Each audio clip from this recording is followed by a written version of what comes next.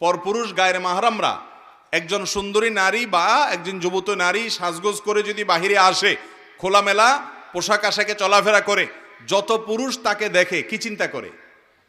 আপনারা জানেন না কি চিন্তা করে? আপনি নিজে কি চিন্তা করেন? সবাই সে চিন্তা করে। কথা ঠিক বলছি না? আল্লাহ তাআলা এটা সৃষ্টিগতভাবে এভাবে করেছেন। আপনি যদি বলেন না না হুজুর আস্তাগফিরুল্লাহ, তওবা তওবা, আমার মনে কোনো বাজে চিন্তা আসে না, তাহলে হয় আপনি অসুস্থ আর না হলে মিথ্যুক। হয় আপনার ডাক্তার দেখানো দরকার, আপনার শরীরে সমস্যা আছে, আর না হয় আপনি মিথ্যুক। 3 নম্বরটা হওয়ার কোনো সম্ভাবনা নাই।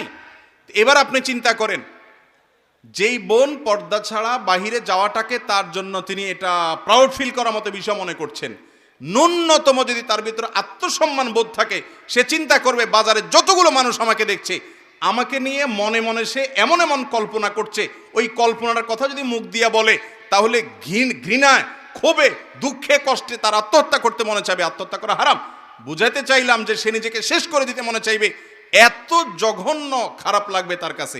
অথচ সেই মানুষটাই যখন দেখে বলে আপা অনেক সুন্দর লাগছে, ভাবি অনেক সুন্দর লাগছে, ওই মহিলা মিটমিট করে হেসে ওইটাকে অ্যাপ্রিসিয়েট নিচ্ছে, সেটাকে গ্রহণ করছে, সে জানে না যে ওই সুন্দর লাগা কথার যে বলছে তার মনে বাজে কল্পনা আসবে। যদি কখনো না আসে, হতে পারে প্রাইমারি লেভেলে কারোর মনে বাজে চিন্তা আসলো না, কিন্তু আসবে।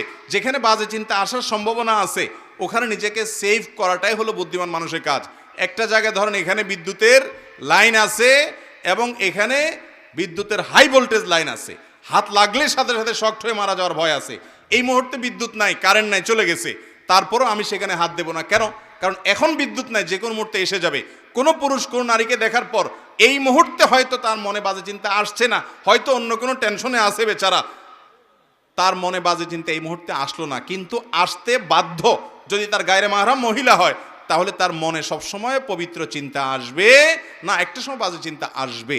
এই ভয়াবহ দিকটার কারণে একজন নারী পর্দা করবেন। তিনি পর্দা করবেন তার প্রোটেকশনের জন্য। আমি সবসময় বলি ভাই, মাননীয় মহামান্য রাষ্ট্রপতি তিনি চাইলেই কি যে কোনো জায়গায় যাইতে পারেন?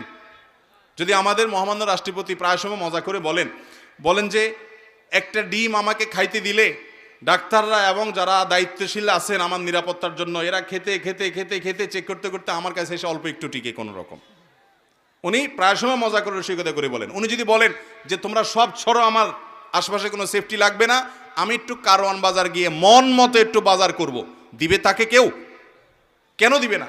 কারণ তার নিরাপত্তা বিঘ্নিত হবে। আল্লাহ তাআলা মেয়েদেরকে পর্দার বিধান দিয়েছেন তাদের নিরাপত্তার জন্য। পৃথিবীর উন্নত দেশ হিসাবে যাদেরকে আমরা অনেক দিক থেকে আইডল মনে করি, তাদের অনেক ভালো দিকও আছে। সেই ইউরোপিয়ান পশ্চিমা দেশগুলোতে মহিলারা পুরুষরা সবাই উচ্চশিক্ষিত, তথাকথিত সভ্য, ভদ্র, অনেক দিক থেকে আমাদের চাইতে ভালো। কিন্তু কর্মক্ষেত্র থেকে নিয়ে শুরু করে শিক্ষা প্রতিষ্ঠান পর্যন্ত সর্বস্তরে মেয়েরা যৌন নির্যাতনের শিকার যে পরিমাণ হয়, পত্রপত্রিকার রেশিওগুলো দেখলে বোঝা যায় আমাদের সমাজে, মুসলিম প্রধান সমাজে এখনো পর্যন্ত মেয়েরা সেই তুলনায় হাজারো গুণ ভালো আছে আলহামদুলিল্লাহ।